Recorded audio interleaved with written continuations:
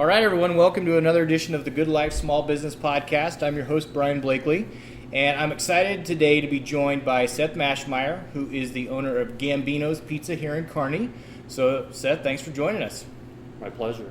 Excited. Yeah, so let's get into it here and get to know a little bit more about you. What are some books or a book that you're reading or listening to right now? So I used to read books all the time. I really enjoyed it, and I've don't read as much as I used to. Yeah. As much as I like to. Thank goodness for audiobooks, so you can listen to them. But I would like to get like actual books out and read again, like I used to.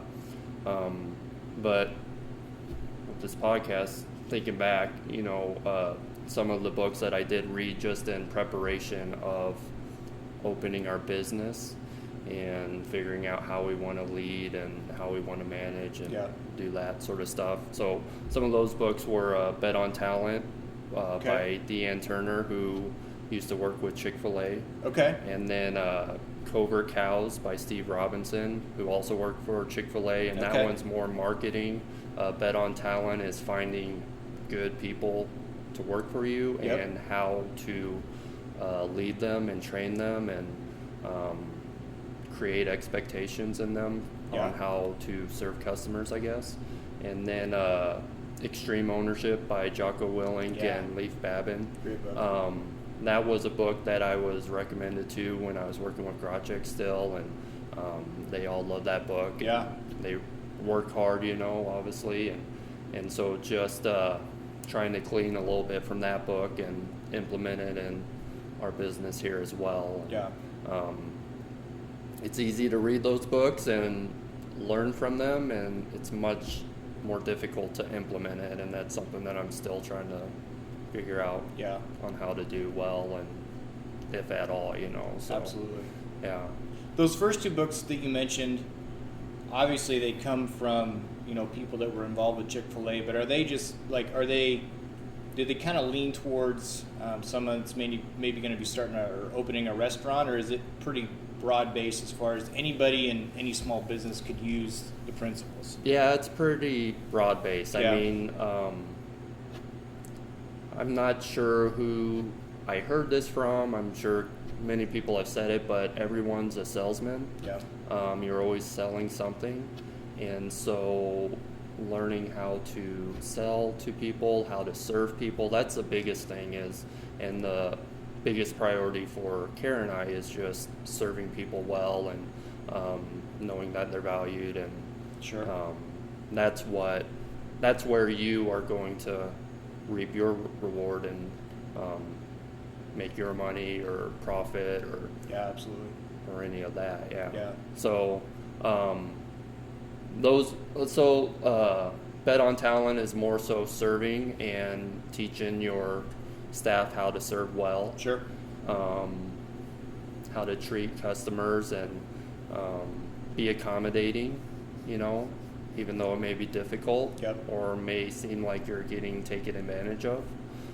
It goes a long way if you can learn how to do that.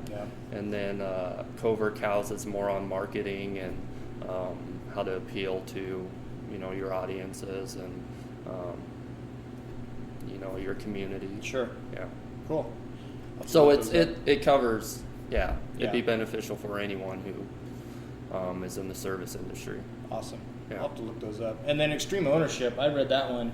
That's one I think you could read it, put it down, 3 months later, pick it up and read it again and get something completely new or learn a new lesson off of what they're talking about in that book. That's a great book. And granted, I've listened to it on audiobook, and it was nice listening to it when I was mowing, a few summers ago, and I re-listened to it in preparation of opening Gambinos, and have probably listened to it again since then. So 3 or 4 times, and you always pick on something new. It's always good to be reminded or refreshed on something. Again, still trying to figure out how to implement it all. That's the more difficult part. Takes time for that.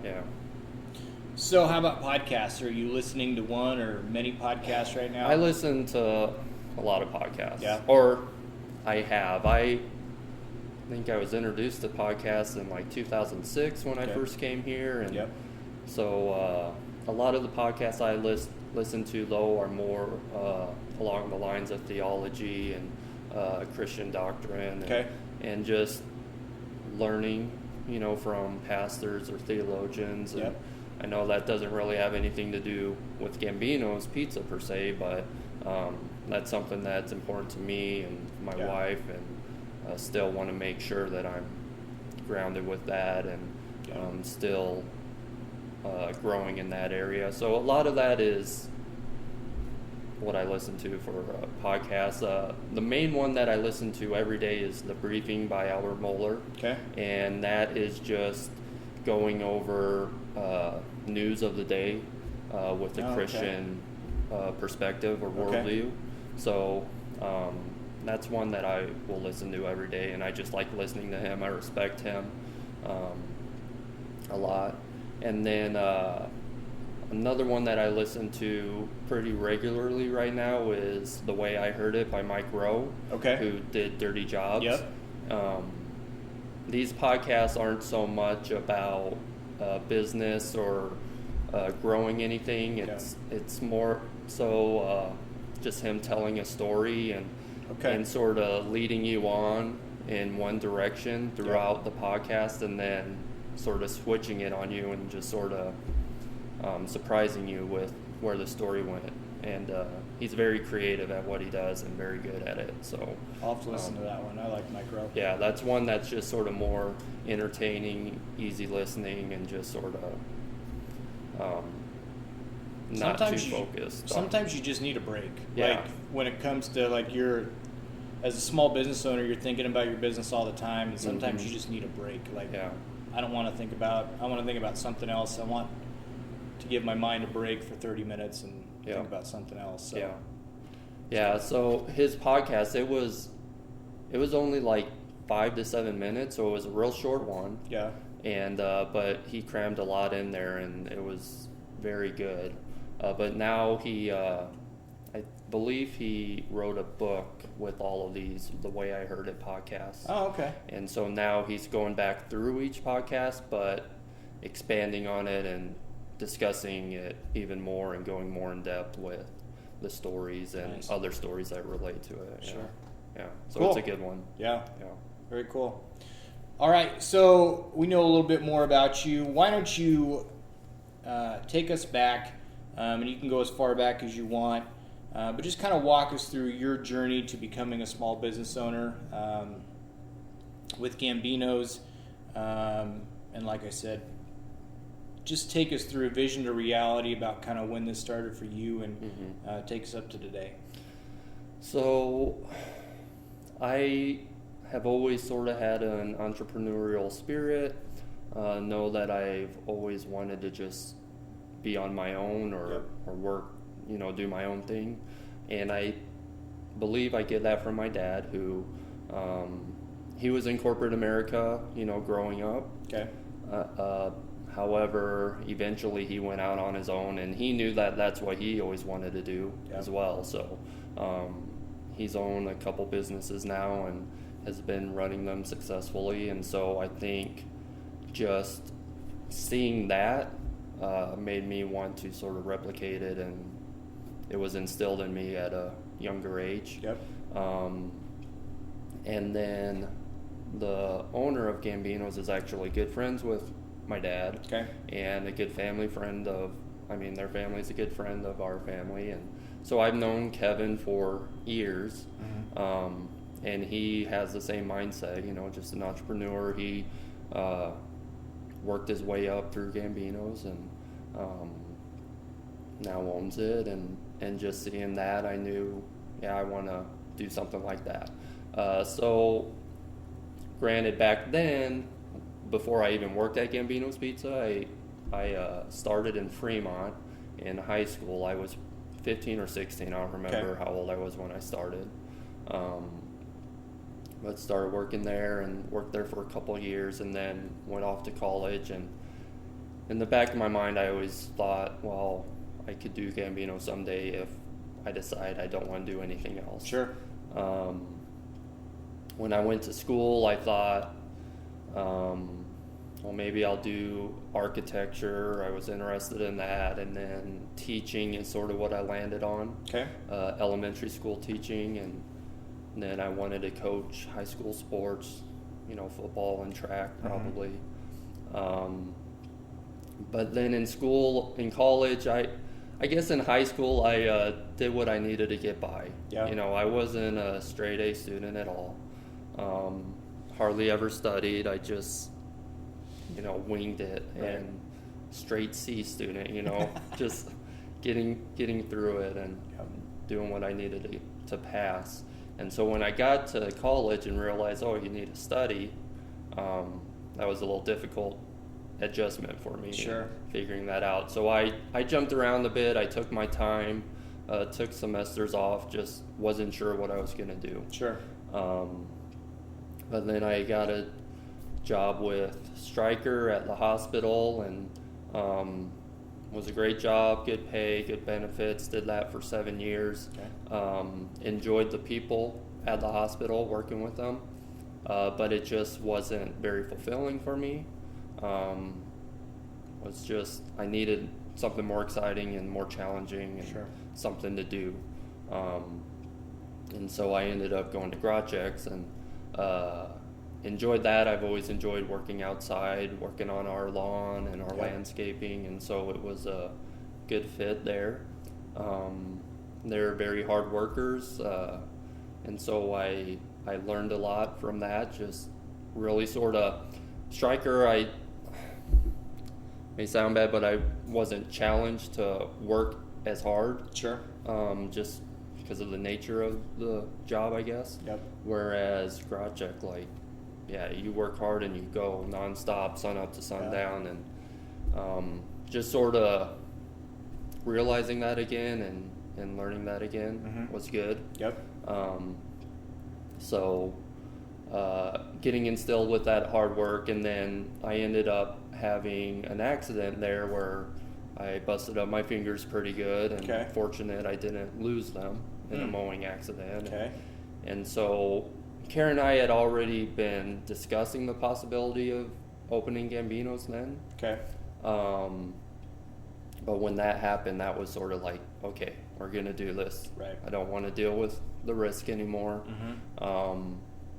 Let's just go on our own. And so that was sort of the turning point where it's like, okay, we're going to do it. And when was that? that was in May. I remember the day for a little while there. I think it was like May 18th of 2018. Okay. Or 2019. Okay. I might be off a year, but that was sort of when it was like, okay, we're going to do this. Yep. And so we really started talking with Kevin a lot more in depth. How's this going to look? How do we do it? Do you think Kearney would welcome a Gambinos? Do you think it would work here? Because Gambinos is a franchise that's in many states. Yep. It started down in Kansas. Okay. There's a few in Nebraska, a lot more in Kansas, some in Oklahoma, Texas, and Missouri. Okay. So sort of regional in the Midwest here. And so he said, I wanted to get into Kearney for a while. It'd be great. Let's do it. Yeah. And so that took, March, April, May, June, sort of recovering with my accident. Okay. And then, or not March, May, and then April, March. See here, I'm saying something silly that you're going to have to edit out. May, June, July, recovering, and then August is when I eventually left Grotcheks. Okay. To work towards this. We landed on this location just because it was so close. Didn't really think about it, the countless times we drove by, but then, Sure. we were looking at a bunch of different other places. Yep. And then we were like, well, what about that old Herberts and Gerberts? It's close to our house, might not be big enough, we'll see. Sure. And so that's where we landed on it here, and I'd say we got the keys to get into it in October, and so we see Kylie just is coming in now. Yeah, except you distracted me.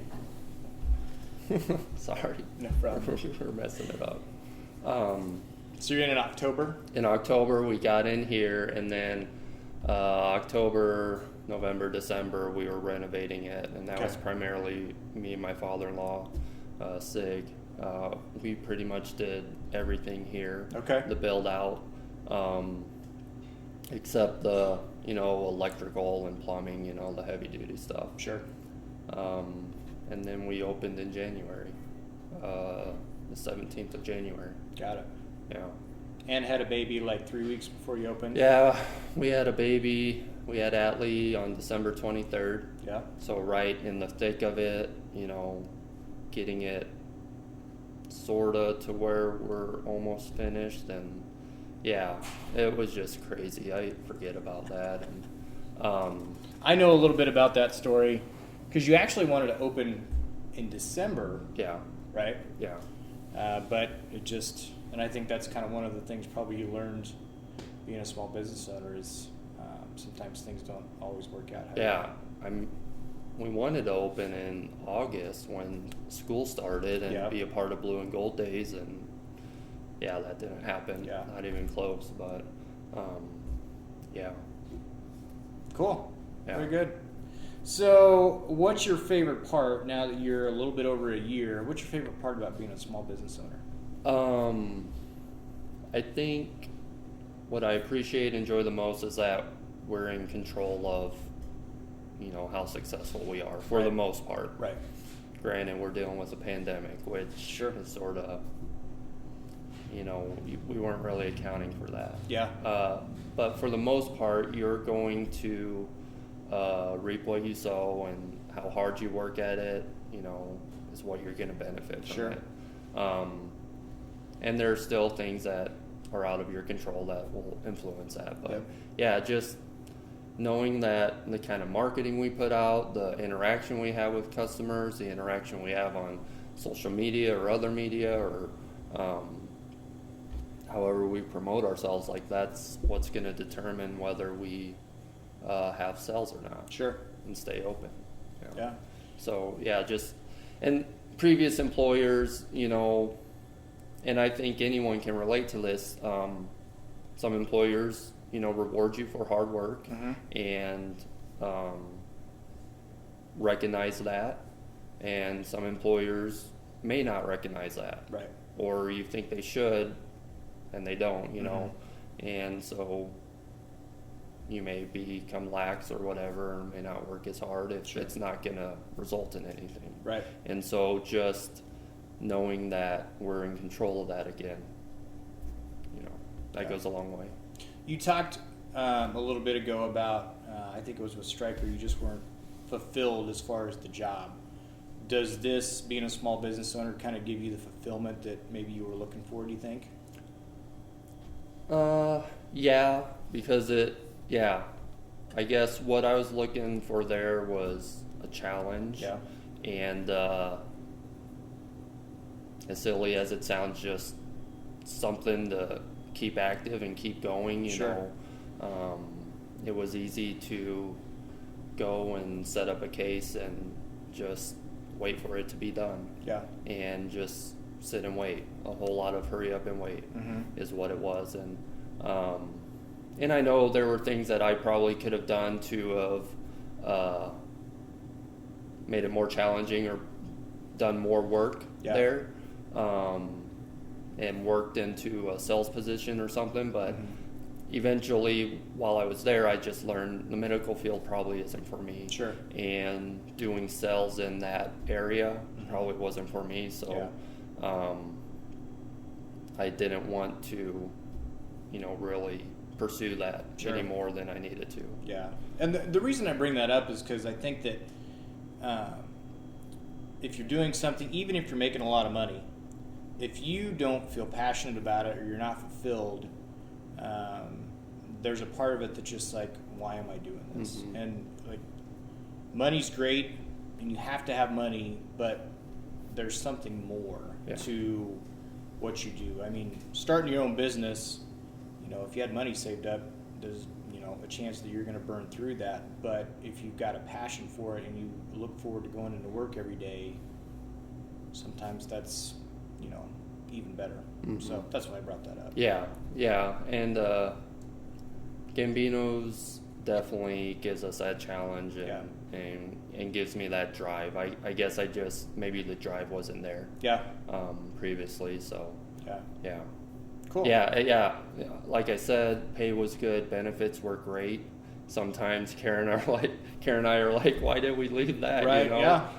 The benefits are better than what we've got now. You know?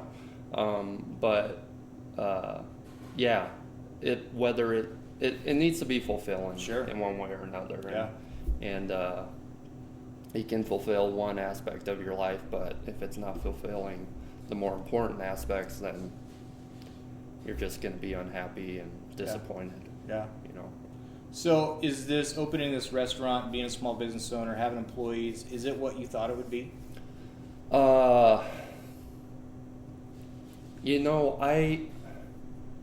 I think, and probably a lot of people can blame a lot of stuff on COVID and the pandemic right now, but I think because of it, I don't even remember what I thought it was going to be before that, because it's just been something completely different and unexpected. And so I would say no, just because I don't even remember what that was anymore. What it was going to be. We've just had to learn how to adjust and roll with it and roll with the punches and go with it. Gambinos, we're in a good position just being a pizza place, because pizza's made to be delivered. Everyone gets pizza delivered, and it's easy. And so having that established already and going helped us get through it all.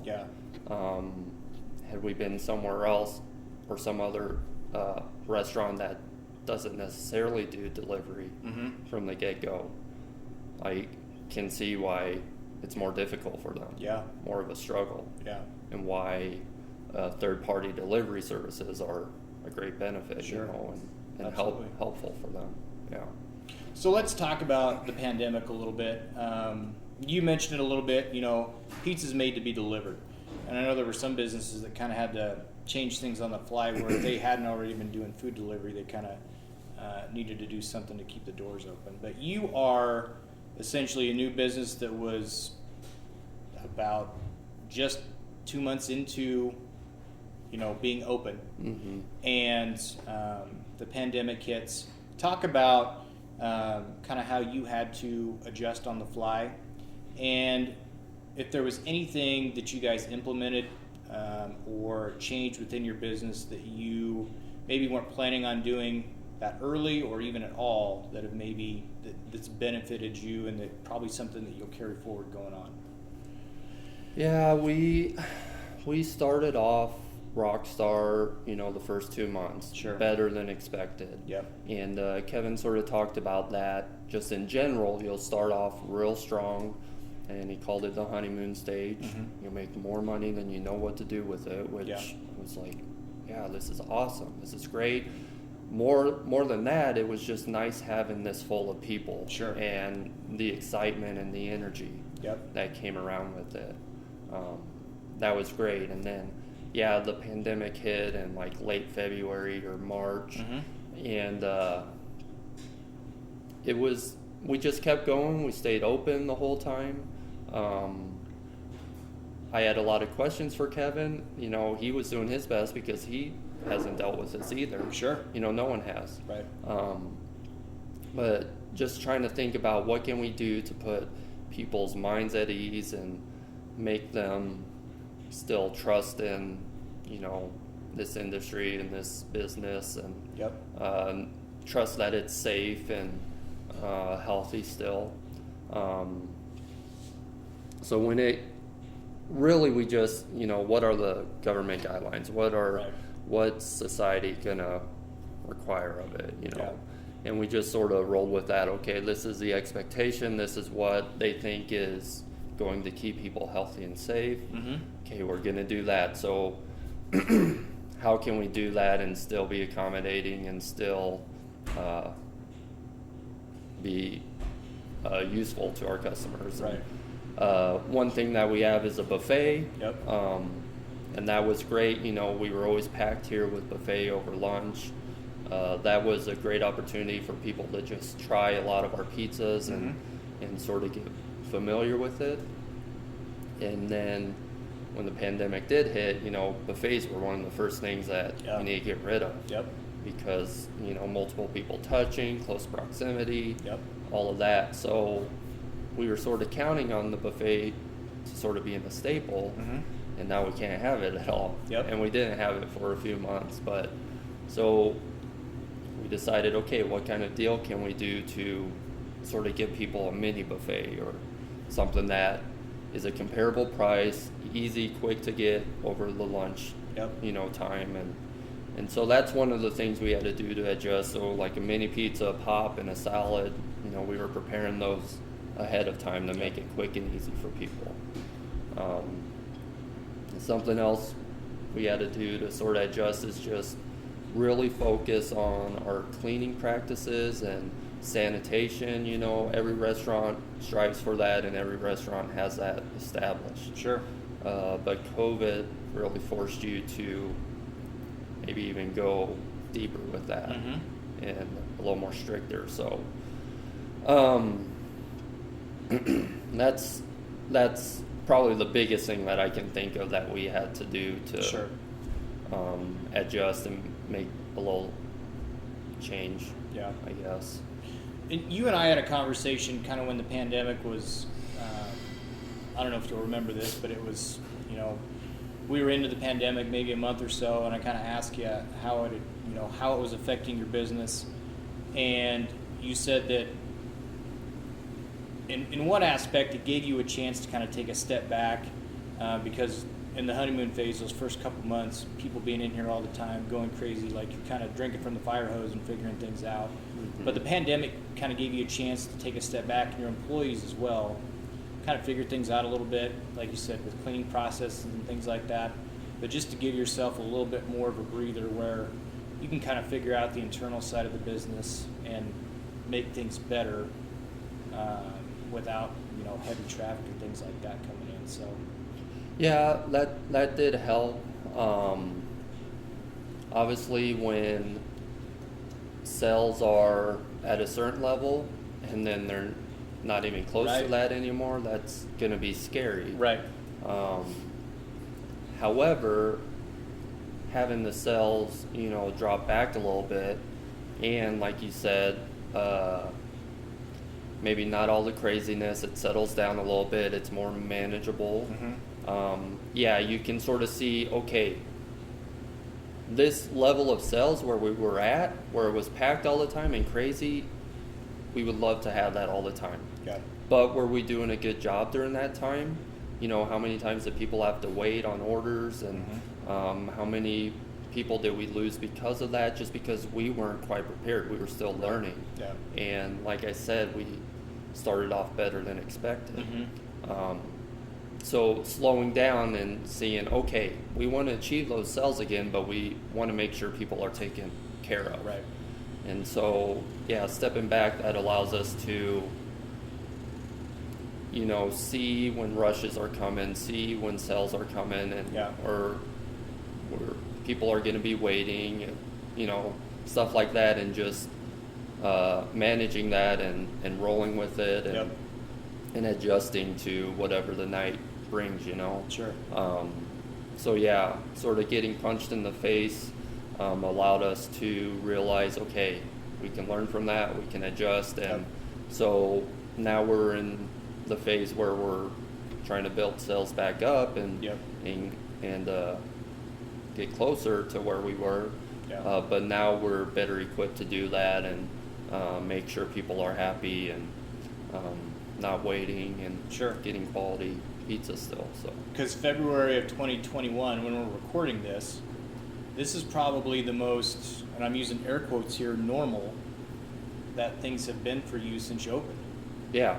Oh yeah. And like I was telling you yesterday, it was just our sales were quite a bit higher than what we expected for a Wednesday. Yeah. Wednesday has been sort of slow. And so, yeah, it felt normal. I mean, we had 20 people in the dining room Yep. in the evening, just eating and enjoying their night out. And yeah, it was similar to when we opened. Yeah. And that feels good. That's fulfilling. Yeah. I mean, like I said, just having people in here creates an energy and an excitement, and that's what we wanted. We wanted to just, be seeing people, serving people, Sure. communicating, conversing, just, yeah. All the stuff you had at the beginning. Yeah. Awesome. So what's one thing you wish you were better at as a small business owner?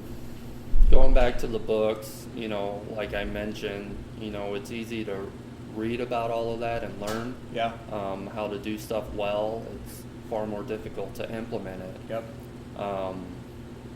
We're relational. Like, we love our staff. We care for them. We're not just, Karah and I aren't just a couple that were seated here with a building. Yep. And we're just expected to run it and have high sales. Sure. This is our restaurant. This is our business. Like, we want it to do well, and in order for it to do well, our employees need to be comfortable and happy and treated well. So I still struggle at that.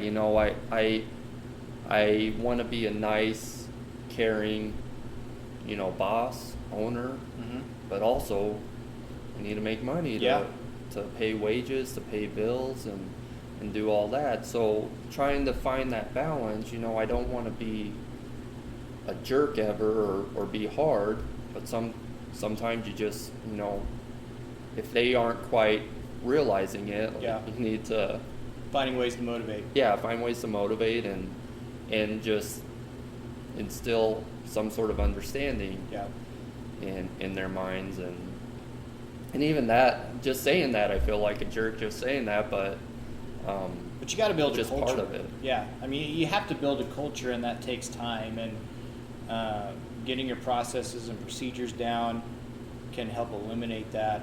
As far as, here's what you do if we're slow, those types of things, that just takes time. And I think that no matter what the business is, whether you're in the service industry or whatever, I think a lot of small business owners struggle with that, because you got to make money, but if you really care about your people and want to build a culture, and I mean, you would have had to have, if you worked at Gambinos when you were in high school, when you were 15 years old, and you went off to college and this was in the back of your mind, you had to have a positive experience when you were in high school. Otherwise, you wouldn't have even thought about doing this, when you were an adult. So you kind of want to have it come full circle and instill that in your employees now. I'm sure. Yeah, and that's probably a testament to Kevin, as he was the owner of Gambinos, the one I worked at back then. You've never met him, but he's a big guy, intimidating guy, but deep down he's a teddy bear, and very soft and quiet, but he can be firm when he needs to be firm. And I've seen both sides of it. And like you said, the policies and procedures and expectations and following specs, once we get that established and people understand, like, it's important to follow that, not only because it's our expectations, but because the state and health departments have certain expectations. Right. Once they can understand and follow that, then that allows us to have that culture and build those relationships and have fun and enjoy each other's company. Sure. Knowing that those are established and that's taken care of, then you build relationships, and then that overflows to the customers as well, and the community, and that's all part of the service aspect. Absolutely. Yeah, absolutely. So if you could go back to whatever point before you opened, is there any piece of advice that you would give yourself before you opened, or would you just kind of let things go? Obviously, if you could, talk about a pandemic coming, yeah, that'd be different. But is there anything that you would tell yourself to prepare for, or would you just kind of let things go as they have because of the lessons you've learned? Yeah, there are things that I would like to tell myself before that, but thinking about it, I don't know that it would have made any difference. Would you have listened to yourself? Yeah. Like I mentioned, in high school and college, I did what I needed to get by. Yeah. And knew that I could be successful and work hard. I didn't need a grade to tell me that. But I was also quite the procrastinator and just would put stuff off, knowing that I can work harder when I'm under the gun and just get it done. Sure. So I knew that I already sort of had that instilled in me, unfortunately. One of my vices is just being a procrastinator. If I could have told myself, don't put stuff off, just stay on top of it, stay prepared, stay ahead of it, I wouldn't be playing as much catch up as I am now, you know, and just catch up just to sort of put my mind at ease and to be organized and on top of it. Right. Again, drinking through a fire hose, like you said, I wasn't able to do a lot of that stuff because we just had to, do what needed to be done in store. Yeah. Some of that stuff just couldn't be addressed, so. That's hard to prepare for that. Yeah, I mean, you never know. And Kearney is an amazing community when it comes to supporting, especially new restaurants. Mm-hmm. And so it's hard to prepare for, the influx of people that are going to be coming in. You just kind of have to figure it out as you go. So. Yeah. But yeah, if I could tell myself one thing, just prepare, don't put it off, stay organized, stay on top of it. Right. And as far as if we knew a pandemic was coming, and Karah and I have said it, we still would have opened because this is what we want to do. And the pandemic gave us an opportunity to really show, like, we want to support, the medical field and the law enforcement and people who are sort of on the front lines of all of this, dealing with it, and just letting them know we know this is difficult, it's tough, it's not what you signed up for either. Right. Hopefully what we can share with you helps alleviate, that stress a little bit or brighten up your day. So I mean, we're still doing what we wanted to do. It's just looking a little different. Sure. Right now. So. Yeah. And my wife's a nurse in the ER, so I know I would hear about it in the morning when she would come home that, you guys would send pizzas over. You didn't have to do that, but you would send pizzas over to the emergency room and just kind of brighten up their day. Because like you said, they didn't sign up for that either, and they're going through a lot, but it makes a difference. So that's cool. Yeah, and having worked at the hospital, I knew a lot of them, so it was easy to say, let's help them out and do that. So, awesome. We enjoyed that. We definitely enjoyed that. So. Yeah, I know they did too. Yeah. All right, so last question. Someone comes to you and they want advice about starting a small business. What advice would you give to them? One piece of advice you would give to them as they're starting out? I would. So something that I forgot to mention when we were talking about leading up to opening Gambinos is I wouldn't really call it a business, but maybe a glorified hobby. I started the Stately Shirt Company, which was just me being creative while I was at Stryker, having something else to do. So I made designs and made shirts and sold shirts for a few years. Okay. And that is something that I didn't really plan out, didn't set out. Had this idea, started making my drawings and my designs, and then just started putting it out there. Not sure how we were going to sell it or what we were going to do. Right. And so that I made mistakes with it, and whether we still continue that or not, it's sort of on life support. But it's still there. But it doesn't have the foundation and the structure that Gambinos Pizza does. Okay. And that's something that attracted us to actually doing this. Is there's a game plan to it. There's a blueprint that Kevin and corporate has already sort of laid out. We have a lot of room to sort of make it our own and do our own thing, but we also follow their guidelines. So having that structure was good. So getting back to my advice is I've sort of been a part of both areas and seen how it's been successful or failed. Yeah. My advice is don't wait too long. Just you got to do it. Don't keep putting it off and waiting for it to be perfect and ready to happen, because that'll never you'll never get there. But the sooner you can just jump into it and get going and start making mistakes, you're able to learn from them and grow and be successful. I remember in high school I had a coach who said, don't be scared to make mistakes, like make mistakes big and make them observable, make them so we come down on you and let you know you made a mistake, but then you need to learn from it. Figure out why you made that and what you could have done differently, and then just learn from it and move on. And that's something that I also tell my employees here, make a mistake, I'll address it with you. Don't be, or if you make one, I don't know about it, don't be scared to let me know and just say, hey, this happened, because it's an opportunity to learn, Sure.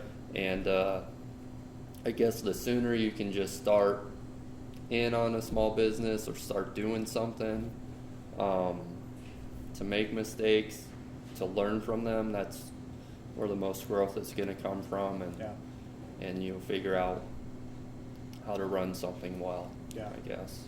Very good. Yeah. It sounds silly, it sounds backwards, but... Well, anybody who's been in that situation kind of knows that, you're waiting for the perfect time and it'll never come, but at the same time, you're scared of making mistakes, but that really is ultimately how you get better at whatever you're going to do. Sometimes those hard lessons that you have to learn, or those lessons you have to learn the hard way, are the ones that stick with you forever. So absolutely. So you got to open here soon. So let me ask you, how do we find out more about Gambinos? Social media, website, tell us more. Yeah, so we've got a Facebook page. That's where we share most of our deals, our promotions, what's going on. That's probably where you're going to find the information the quickest. And then our website is gambinospizza.com, and it has all of the stores on there, so you have to find Kearney if you want to order some pizza, but it's not that hard. I've done it before. It's not that difficult. You figure it out. This weekend, I don't know how soon you're putting this out, but this weekend we're doing half price larges on Saturday and Sunday. So last weekend of every February, all Gambinos do half price larges, just for their customer appreciation weekend. Awesome. Yeah. Very cool. Well, this has been a lot of fun. This will be out tomorrow, so everybody take advantage of the half price. That'll be going on this weekend. Congratulations on 2020 New Business of the Year from the Kearney Chamber. Yeah. That's Didn't awesome. even think about that. Yeah. Forgot about Yeah. that. So congratulations on that. I really appreciate the time, appreciate the advice that you have given everyone, and look forward to hearing more about you in the future. Yeah. Thank you, Brian. Thanks.